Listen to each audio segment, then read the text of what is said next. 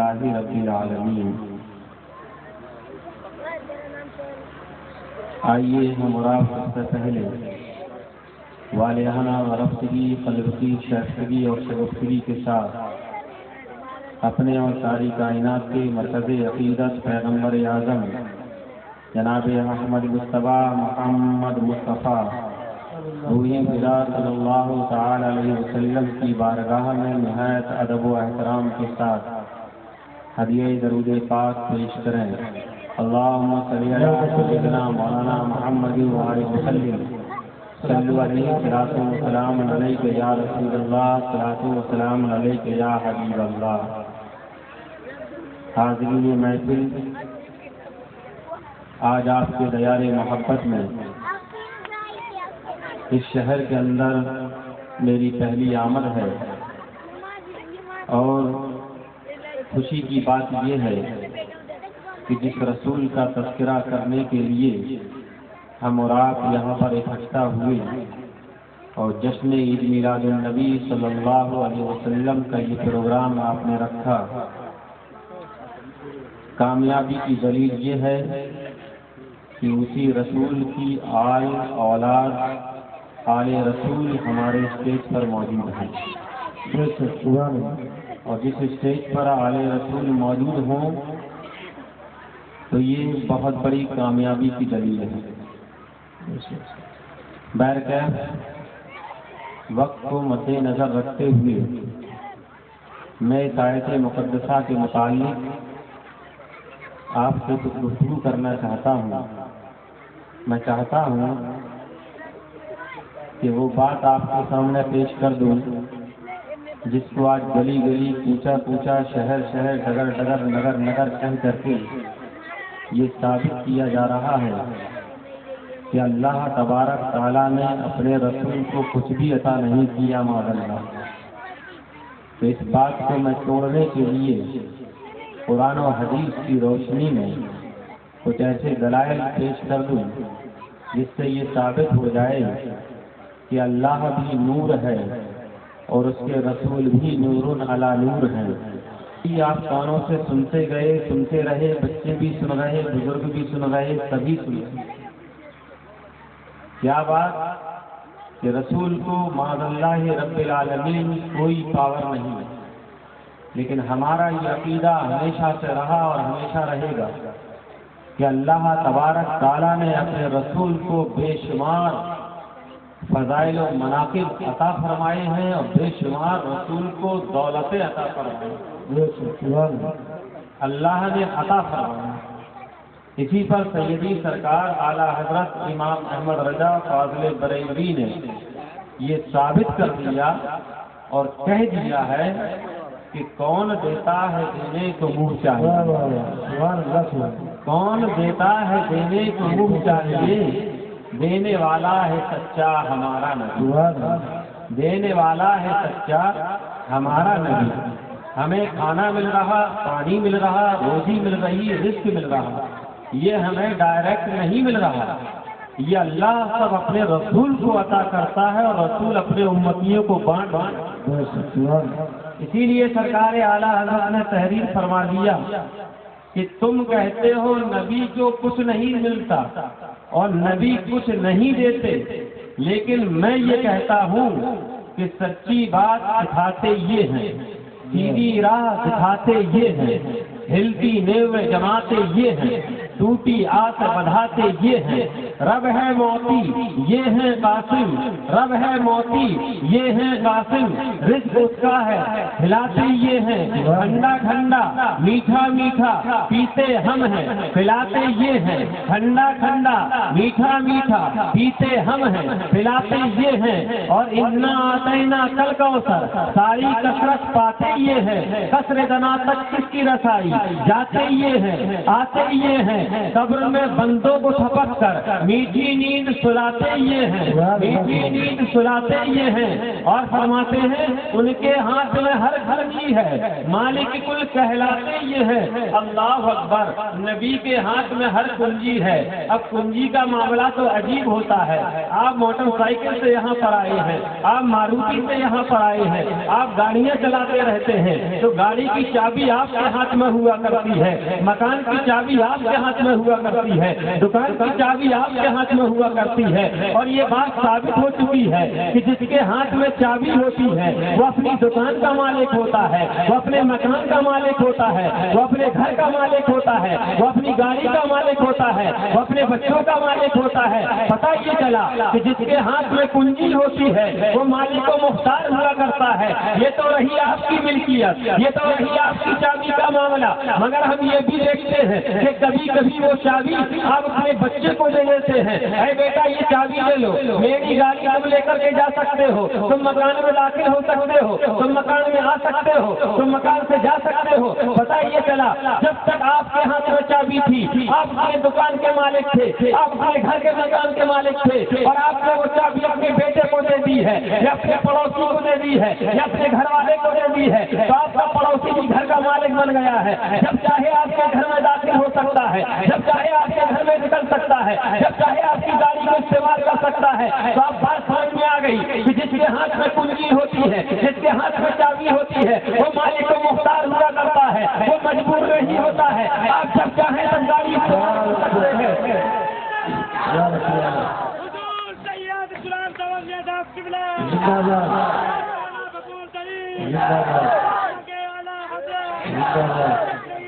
بہت توجہ سے سنیے،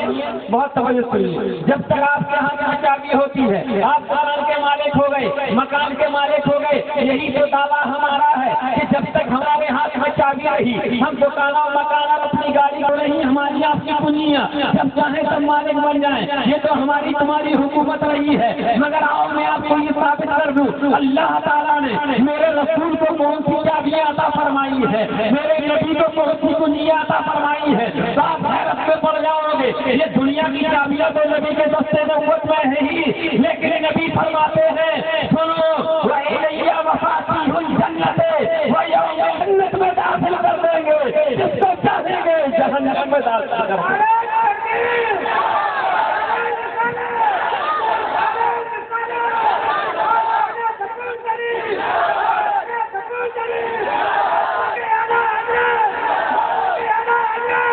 اسی لیے فرمایا گیا ہے کہ جس کے ہاتھ میں چابی ہوتی ہے اپنے گھر کا مکان کا مالک ہوتا ہے۔ چاہے دنیا والوں اگر تم جنت لینا چاہتے ہو، اگر تم جہنم سے بچنا چاہتے ہو، اگر تمہیں جنت چاہیے تو اس دنیا میں جنت تب ملے گی جب نبی کی یاد مناؤ گے، شہید میلاد النبی مناؤ گے، نبی کا تذکرہ کرو گے۔ تمہارے نبی کے دستے نبوت میں جنت کی چابیاں دے دی گئی ہیں، خزائن ارض کی چابیاں دے دی گئی ہیں، اور جہنم کی چابیاں دے دی گئی ہے، بلکہ یہی پر بس نہیں ہے۔ ایک بات میں اور ثابت کر دوں، نبی ارشاد فرماتے ہیں لواء الحمد و لواء الکرامت و مفاتیح الجنت یوم القیامت۔ نبی ارشاد فرماتے ہیں سنو کرامت و حمد کا جھنڈا قیامت کے دن میرے ہاتھ میں ہوگا۔ اے دنیا والوں اگر نبی کی یاد میں تم نے دنیا میں پرچم اسلام لگا دیا ہے، نبی کا جلوس نکال دیا ہے، نبی کی محفل لگا دی ہے، تو یہاں پر ان کا جلوس نکالا،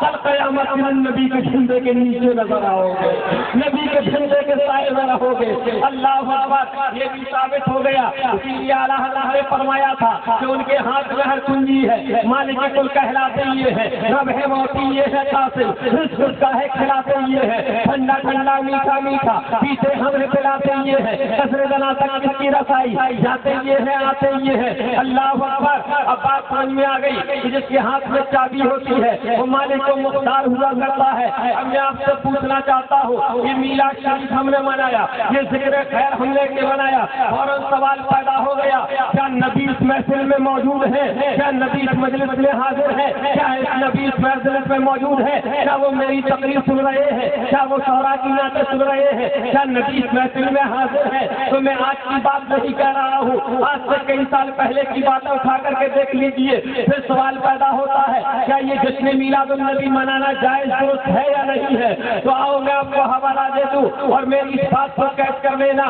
امام جلال الدین سیوطی کی کتاب اٹھاؤ، جامع التنویر کو اٹھا کر کے مطالعہ کرو۔ ایک عالم صاحب سے سوال کیا گیا، حضور میلاد شریف منانا کیسا ہے؟ کیا یہ نبی کے دور میں منایا جاتا تھا؟ تو اس عالم دین نے ارشاد فرمایا، سنو ہاں، نبی پاک کا ذکر خیر کرنا یہ تو سنت رب ہے، یہ تو سنت الہیہ ہے۔ اور کیا رسول کے زمانے میں میلاد منایا جاتا تھا؟ تو آپ نے ایک حدیث پاک کو نقل فرما دیا ہے، یہ حدیث پاک سنیے، عن ابی الدرداء انہ مر مع النبی صلی اللہ تعالی علیہ وسلم الى بیت عامر الانصاری وکان یعلم وقائها علیہ الصلوۃ والسلام لابنائه وعشیرته ويقول هذا اليوم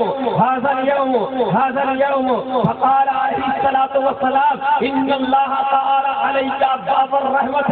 والملائکۃ كلهم يستغفرون من فعل فعلا نجا سکا۔ کہہ دیجیے سبحان اللہ۔ اے حدیث پاک کو سنیے، نبی ارشاد فرما رہے ہیں، حضرت ابو درداء سے روایت ہے، یہ حدیث آپ کو کسی نے نہیں سنائی ہوگی، 75 سال کا زمانہ گزر گیا، بھوپال کی زمین پر نہیں سنائی گئی ہوگی، مگر امام جلال الدین سیوطی نے اس حدیث کو لکھ لیا ہے۔ حضرت ابو درداء سے روایت ہے، نبی ارشاد فرماتے ہیں کہ میں ابو درداء کے ساتھ حضرت عامر انصاری کے مکان سے گزر رہا تھا، اور حضرت عامر انصاری رحمت اللہ تعالی علیہ اپنے گھر والوں کو انہوں نے اکٹھا کر لیا، اپنے خاندان والوں کو اکٹھا کر لیا، اور چلا چلا کے کہہ رہے تھے، پکار کے کہہ رہے تھے، اے میرے گھر والوں، اے میرے مکان والوں، اے میرے رشتے داروں، حاضر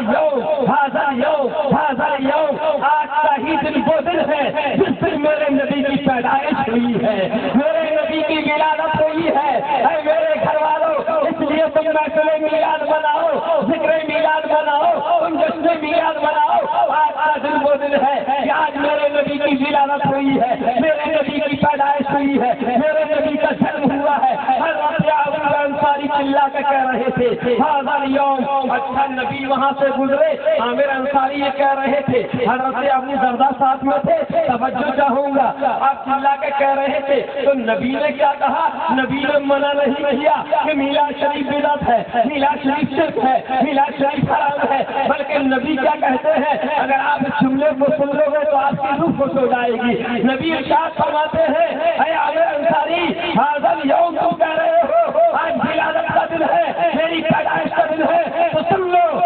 اور علیہ السلام ان اللہ تعالی ابا علیک الرحمہ، اے میرے صحابہ سنو، اگر تم میرا میلاد مناتے ہو اور میری پیدائش کی خوشیاں مناتے ہو تو سنو، آج اللہ تبارک تعالیٰ نے میلاد منانے والوں پر اپنی رحمت کے دروازے کھول دیے ہیں، اپنی رحمتوں کے دروازے کھول دیے ہیں، اپنی رحمتوں کے دروازے۔